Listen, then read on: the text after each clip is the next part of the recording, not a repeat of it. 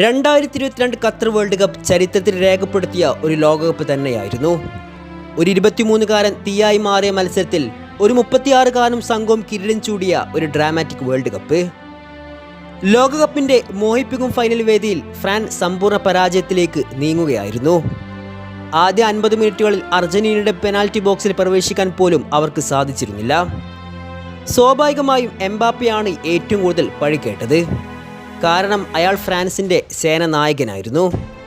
Argentina ഏകപക്ഷീയമായ വിജയം കൈവരിച്ചിട്ടുണ്ടായിരുന്നെങ്കിൽ വർണ്ണവെറിയന്മാർ വീണ്ടും എംബാപ്പയെ ആക്രമിക്കുമായിരുന്നു.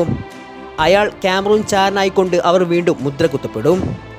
ചില മനുഷ്യരുടെ മനോഭാവങ്ങൾ അങ്ങനെയാണ്. എത്ര ചികിത്സിച്ചാലും ഭേദമാകാത്ത രോഗം. ആ സാഹചര്യത്തിലാണ് അയാളൊരു ഹാട്രിക് സൃഷ്ടിച്ചെടുക്കുന്നത്. ആ പയ്യന്റെ ബലിഷ്ഠമായ ശരീരത്തിനുള്ളിൽ ഉരുക്കുപോലുള്ള നട്ടല് കൂടെയുണ്ടെന്ന് ലോകത്തിന് ബോധ്യമായ നിമിഷം. എംബാപ്പയുടെ ഷോട്ടുകൾക്ക് എന്ത് ശക്തിയായിരുന്നു. ഗോളിയുടെ കരസ്പർശത്തിന് പോലും പന്തിനെ തട്ടിയിടാനാവാത്തൊരവസ്ഥ. അക്ഷരാർത്ഥത്തിൽ ബുള്ളറ്റ് ഷോട്ടുകളായിരുന്നു. മെസ്സി ലോകകപ്പ് വിജയിക്കുക എന്നത് ചരിത്രത്തിന്റെ തീരുമാനമായിരുന്നു. അതുകൊണ്ട് മാത്രമാണ് എംബാപ്പ അന്ന് തോറ്റുപോയത്. അല്ലെങ്കിൽ അയാളെ പിടിച്ചു കെട്ടാൻ ആർക്കും സാധിക്കുമായിരുന്നില്ല.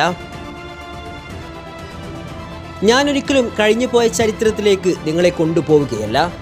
ഒരുപക്ഷെ എംബാപ്പെ ഇല്ലായിരുന്നുവെങ്കിൽ വിരസമായി പോകേണ്ട 2022 ഖത്തർ വേൾഡ് കപ്പ് 90 സെക്കൻഡ് കൊണ്ട് മാത്രം എക്കാലം ഓർത്തിരിക്കാൻ കഴിയുന്ന ഒരു ഫൈനലാക്കി മാറ്റിയ എംബാപ്പെ എന്ന 23-കാരനെ അന്ന് പലരും പ്രശംസ കൊണ്ട് മൂടിയതാണ്.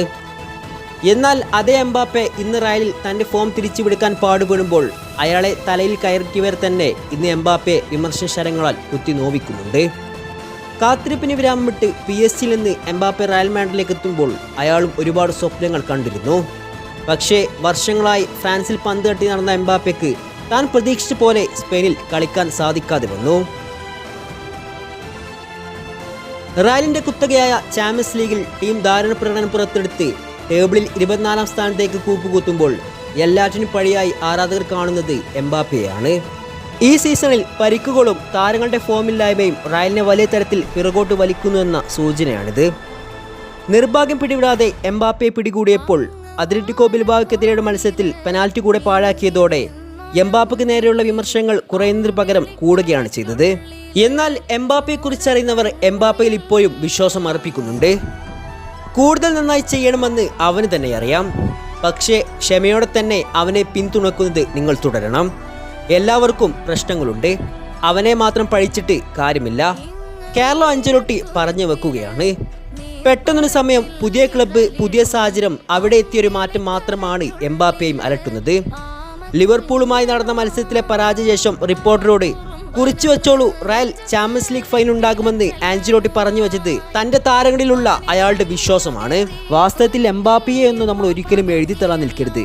കാരണം PSG-യിലും ഫ്രാൻസിലുമെല്ലാം വെട്ടിത്തിളങ്ങിയ എംബാപ്പയെ നിങ്ങൾ ആരും മറന്നു കാണില്ല. 2022 ഖത്തർ വേൾഡ് കപ്പിലെ ആ ഫൈനൽ മാച്ച് മാത്രം മതി എംബാപ്പയുടെ റേഞ്ച് മനസ്സിലാക്കാൻ.